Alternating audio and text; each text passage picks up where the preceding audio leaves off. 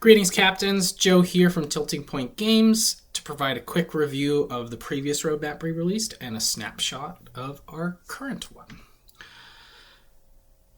So looking back at what we committed to back at the end of February, we've completed the Player's Choice Survey, medical-themed mega event, players' avatars, new Continuum crew, specialist event type public beta, as well as a second public beta, chef collection, objective event crew, and giveaway, specialist event type, event integration, voyage exclusive crew-based collection, and we've completed the concept for feature exclusive crew acquisition, and we are in the process of delivering Player's Choice Month content this week.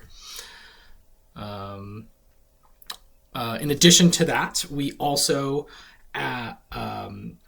integrated new equipment into our content cadence. We plan to continue the equipment releases monthly, as well as continuing to make smaller adjustments to events via server updates and further bug fixes in clients as needed.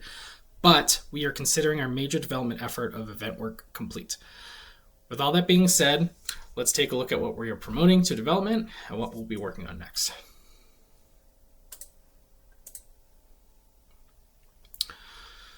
Great. So if you look at the coming soon, a lot of content in this category. Definitely content in the near term while we develop the new feature we're promoting from concept. So for Player's Choice Month, the results of the Player's Choice survey are coming into the game this week. You'll accompany to Paul and Captain William Boyler as they put their minds to the anomaly crisis as voted on by players. Additionally, we'll be adding Jagal Chapel to the Honor Hall, Vallejo Beta 5 Pike as a giveaway objective event crew, and Picard's Artificial Heart as a free avatar. For the new Gauntlet crew, a duplicitous Klingon scientist will be finding their way into the Gauntlet soon.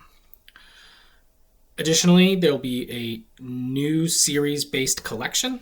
Ready your pikes and crew to prepare for the next collection featuring this series as we prepare for the release of Season 3. More equipment. Over the past few months, we have integrated equipment into our release cadence. Our strategy with equipment release was to blend a mix of equipment that target older crew that could use a little lift, as well as new crew to help some stand out for players looking for more refined power targets in crew. We'll continue to explore this, and looking ahead, we'll be targeting significant Klingons, a Starfleet captain with a penchant for collecting things, inspiring innovators, and physicians pioneering their way through the galaxy. We will continue our objective event and crew giveaways with a budding young warp theorist and a hobbyist exoarchaeologist. Additionally, we'll be adding a new trait, and this is towards the end of the coming soon cycle. It's either going to be the end of the summer or early fall. So we'll be adding another trait and a collection to pair with it, and we are looking at this trait to look at powerful beings across the Trek cosmos, just to give them a little lift and kind of represent that aspect of their character. Last item for concept, Honor Hall crew. A certain someone left in charge of a space station of some renown enters the Honor Hall later this year.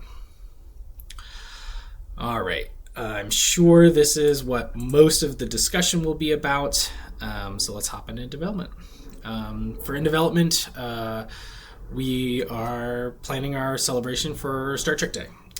Star Trek is turning 59 years young, and we aim to celebrate it with giveaways, a mega event, and more. Lots of work to bring life across. Lots of work to bring to life crew across series, new and old, to celebrate this holiday. And then the rotating feature shop. This is the promotion of feature exclusive crew acquisition, promoting it from concept to development. And the new title of that development effort is the rotating feature shop.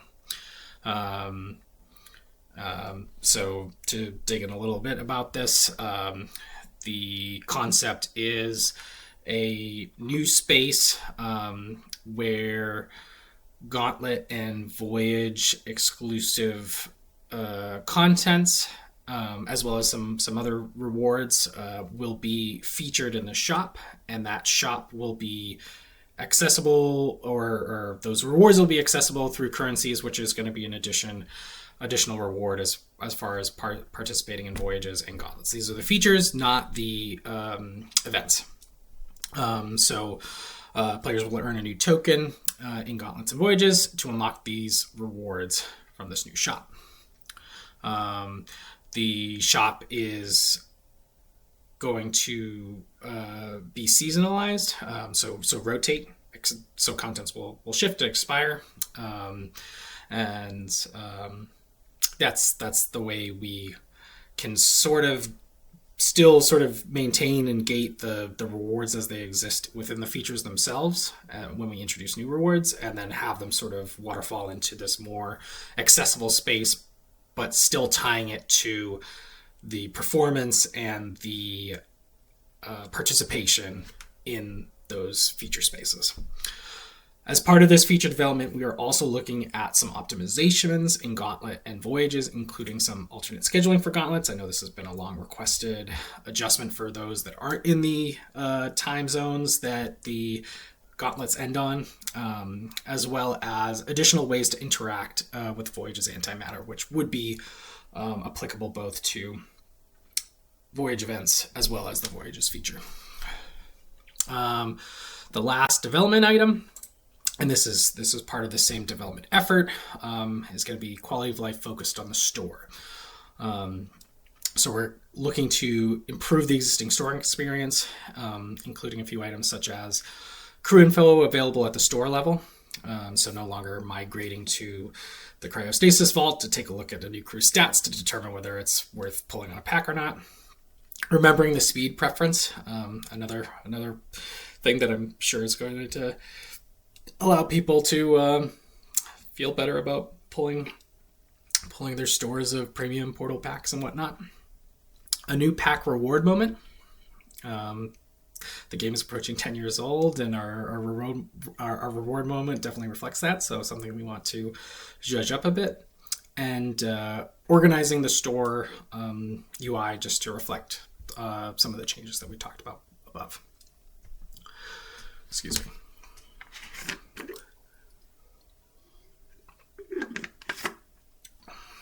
All right. Last category, concept. So we're brewing up a new fleet boss battle to bring fleets in timelines. Expect to see a familiar enemy on the offensive with new battle mechanics to bring forth new strategies when facing this new boss.